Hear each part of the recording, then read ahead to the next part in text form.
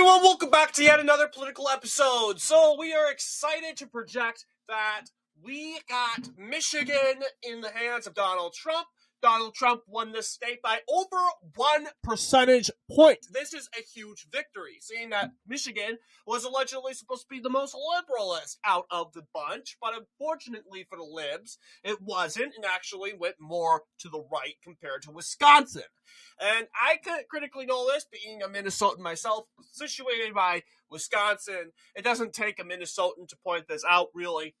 But this was Kamala Harris's best swing state out of them all. It's crazy to think about that, honestly. It's crazy because this state barely went to Joe Biden.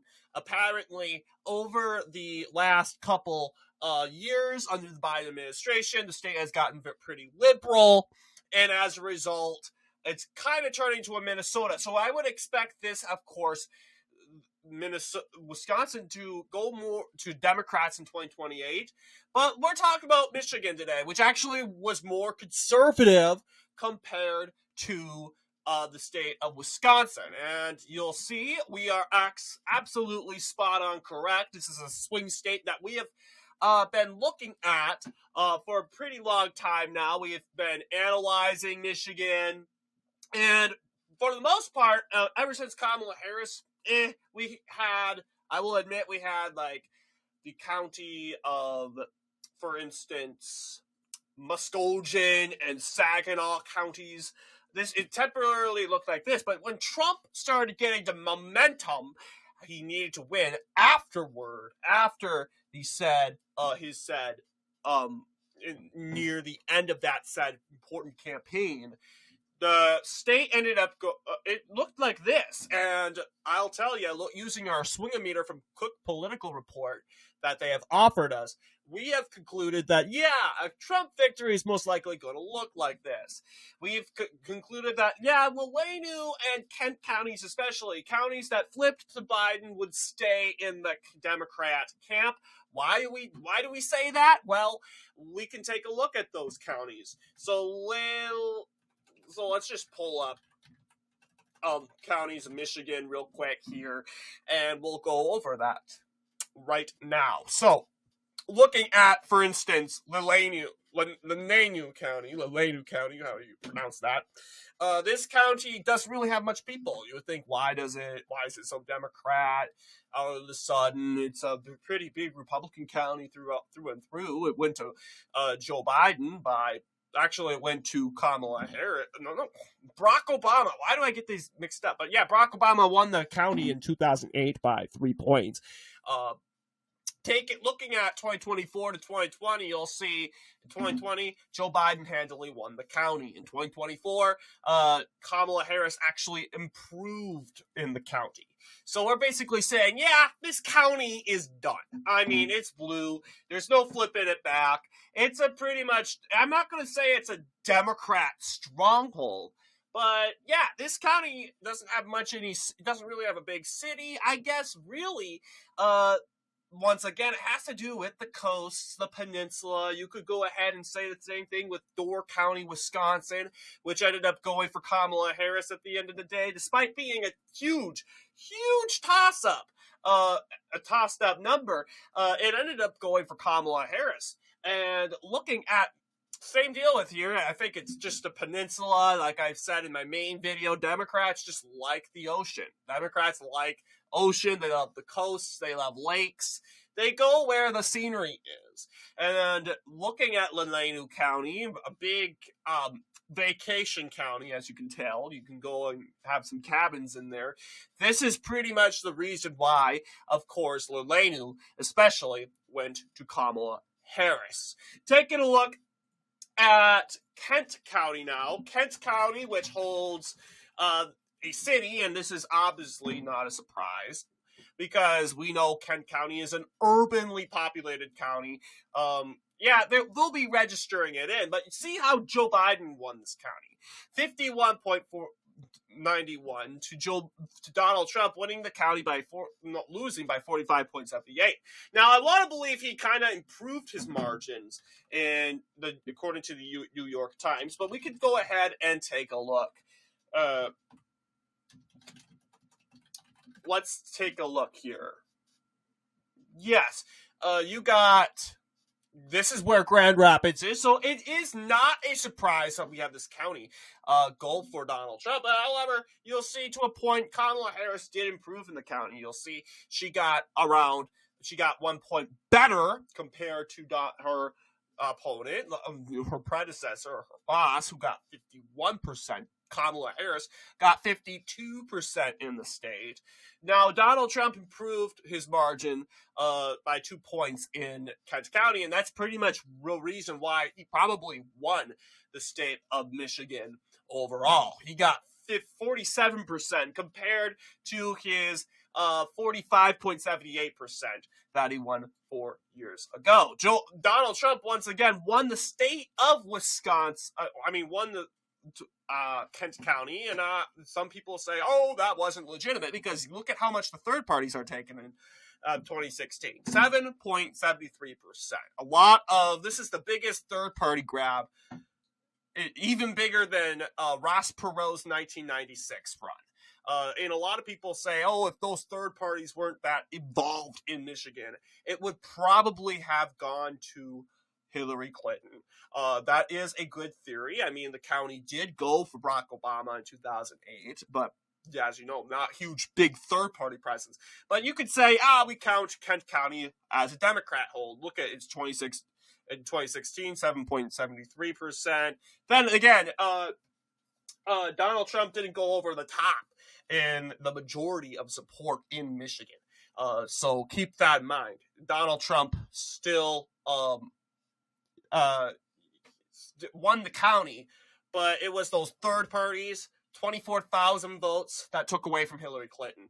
But that wasn't the case, despite having some third party same case scenario. Grand Rapids and Kent County just got so blue that, you know what, Democrats can't possibly, Republicans can't take the county. Take a look at Muskegon. Now, Muskegon or Muskegon County, 2-point win for Donald Trump.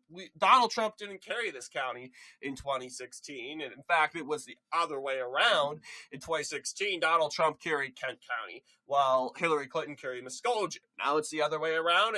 The Democrat, Kamala Harris, is carrying Kent, while Donald Trump is carrying Muskegon, or Muskegon, or Muskegon. I don't know how you pronounce it. But yes, no real changes here. There's also Saginaw County, a county that Donald Trump carried in 2016. That county went in favor for Republicans this time around. And part of a huge contribution to Donald Trump's win in Michigan would have to be Macomb County, which does have a huge population, does have a suburban Muslim population, 56%. Macomb County, looking at this map here, it's key and beneficial. Trying to win Michigan, you need to improve in Macomb County. You need to do good in Macomb County. And yes, part of the reason why Obama won the state of Michigan by a lot in 2012 and 2008 was Macomb County. It went straight to him in his lead. But then again, Donald Trump put the state of Michigan in play when he carried Macomb County in 2016 and in 2020. And now this time around, he won 56% of the popular vote in Macomb County. That pretty much gave him the election. Looking at 2022 Michigan results, we could go ahead and make that same comparison here. So the Michigan gubernatorial race, Macomb County went to Gretchen Whitmer. That spelled doom for Republican Tudor Dixon. Tudor Dixon couldn't win. As a result, Gretchen Whitmer won a 10.5% win against her Republican opponent. Not to mention, she decisively improved in not just Muskegon and Saginaw, but other counties around it. Counties that have been carried by Trump twice that year. She also improved in Wayne and this county right here. I don't know if this Washington, I don't know what that county is, but she improved that. She improved in Oakland County. Oakland County went to 54%. That's a horrible performance for Kamala Harris. She needs, in order to win Michigan, she needs Oakland County to at least probably go to her by over 10 points. I don't know if it ended up going to her by 10 points. Let's see here. 2024, yeah. 2020, Joe Biden won the state, but won the county by 56%. And part of the reason why Trump won Michigan was, in 2016, 51.29% in Oakland County, 43.23%. So it really does depend. You can still lose. I mean, you can still win with Muskegon and Saginaw counties going for like Harris or something. You just need to have an improvement in these counties right here. Macomb County, and of course, Oakland County. Now, there's not much populated counties in Michigan, unfortunately. Most people live in the Detroit metro, or in other words, Kent County. People don't really live up here, over here. So the Democrats can brag about winning, like expanding into this county right here. I think that's Grand Traverse. That is also, I wouldn't say it's the most populated county, though. But they can brag about how much they expanded across the countryside. Yeah, I mean, we need the rural votes, and that's part of the reason why Dixon lost. Look at all these counties that are in the 50s. That's part of the reason here. But that's not this time around. Donald Trump managed to get these counties in the 60s. And that's part of the reason why we need to kind of focus on this in the midterms, as you should know. We should focus this on this in the midterms, and again, how can we improve in Michigan going forward? And I would say part of the reason and how we can improve is by trying to get those voters out in voting in the countryside, and of course, Macomb County, which is a bellwether county, and ideally on who will actually win the state of Michigan. Sure, Donald Trump lost, they'll remind us, Donald Trump lost Michigan while carrying Macomb County. It's not really a bellwether county to that extent, but then again, it really depends on that performance that the Republican does perform in that sort of county that matters. So I would say as long as Republicans keep Oakland County down and improve their ranks in Macomb County, they have a good shot at winning Michigan. And a lot of people, including myself, thought, oh yeah, Michigan's going to turn blue again. Because you could see, it's geographically shaped like Minnesota. You got few people living in these cities, but most people live in the Detroit metro.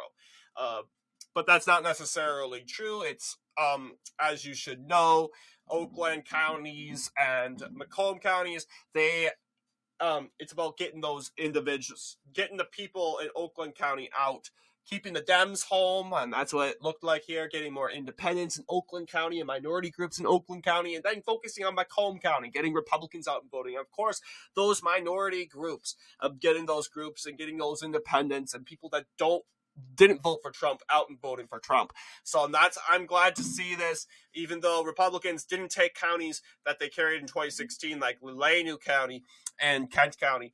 They still managed to win even bigger and better than 2016. You'll see we won over a 1-point margin. And that is part of the reason, give credit, it was because of the turnout in Macomb and Oakland. And not just that, but Wayne is down to 63%. That Muslim Arab community vote really hurt Kamala Harris going into that. And there's also Washtenaw County. It's at 71%. And honestly, I think it's going to stay at 71%. Nothing really changes there. But then again, that doesn't necessarily affect the outcome. It's the fact that she is underperforming badly in Wayne County that led to Trump winning those 15 electoral votes. So what do you guys think about our analysis today? Let me know down below. And as always, I will see you all in the next political episode.